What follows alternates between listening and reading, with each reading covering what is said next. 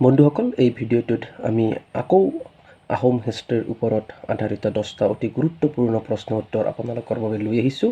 আশা কৰিছোঁ এই প্ৰশ্ন উত্তৰকেইটাৰ জৰিয়তে আপোনালোকে অলপ হ'লেও উপকৃত হ'ব। আজিৰ প্ৰথম প্ৰশ্নটো আপোনালোকে চাব, আহোমৰ কোনজন ৰজাক গড়গয়া ৰজা বুলি কোৱা হয়? ইয়াত আপোনালোকৰ কাৰণে তিনিটা অপশ্যন আছে। প্ৰথমতে আছে চুকাফা, দ্বিতীয়তে আছে ৰুদ্ৰসিংহ, তৃতীয়তে আছে চুক্লেনমুং। ইয়াত আপোনালোকৰ শুদ্ধ উত্তৰ হ'ব অপশ্যন চি, চুক্লেনমুং।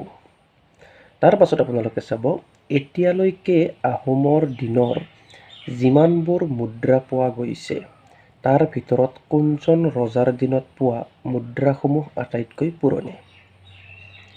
বন্ধুসকল, এই প্ৰশ্নটো আগতে অসম আৰক্ষীৰ কোনোবা এটা পৰীক্ষাত আহি গৈছে। বহুত দৰকাৰী প্ৰশ্ন হয়, আপোনালোকে মনত ৰাখিব।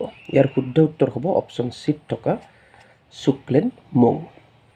তাৰ পাছত চাব 3 নম্বৰত, আহোমৰ ইতিহাসত কোনজন ৰজাক সুৰা ৰজা বুলি কোৱা হয়?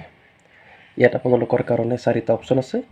প্ৰথমতে আছে চুকাম্ফাক, দ্বিতীয়তে আছে চুক্লেনমুঙক, তৃতীয়তে আছে চুকাফাক, চতুৰ্থতে আছে চুডাংফাক। ইয়াৰ শুদ্ধ উত্তৰ হ'ব অপশ্যন এত থকা চুকাম্ফাক সুৰা ৰজা বুলি কোৱা হয়। তাৰ পাছত চাব, আহোমৰ কোনজন ৰজাই গড়গাঁৱত ৰাজধানী পাতিছিল? ইয়াৰ শুদ্ধ উত্তৰ হ'ব চুক্লেনমুঙে গড়গাঁৱত ৰাজধানী পাতিছিল। 5 নম্বৰত চাব, আহোমৰ কোনজন ৰজাক প্ৰতাপ সিংহ নামেৰেও জনা যায়? ইয়াৰ শুদ্ধ উত্তৰ হ'ব অপশ্যন এতে থকা চুচেংফাক প্ৰতাপ সিংহ নামেৰেও জনা যায়। 6 নম্বৰত চাব, কোনজন আহোম ৰজাক বুঢ়া ৰজা বুলি জনা যায়?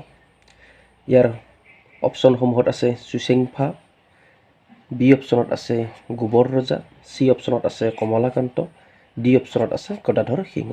ইয়াত আপোনালোকৰ শুদ্ধ উত্তৰ হ'ব অপশ্যন এত থকা চুচেংফা বা প্ৰতাপ সিংহ। নেক্সট আপোনালোকে 7 নম্বৰত চাব, বৰফুকন পদৰ সৃষ্টি কোনজন আহোম ৰজাই কৰিছিল? ইয়াৰ শুদ্ধ উত্তৰ হ'ব অপশ্যন চিত থকা প্ৰতাপ সিংহই। বহুত দৰকাৰী প্ৰশ্ন হয় বন্ধুসকল, আপোনালোকে মনত ৰাখিব। 8 নম্বৰত চাব, বুদ্ধি স্বৰ্গনাৰায়ণ বুলি কোনজন আহোম ৰজাক জনা যায়?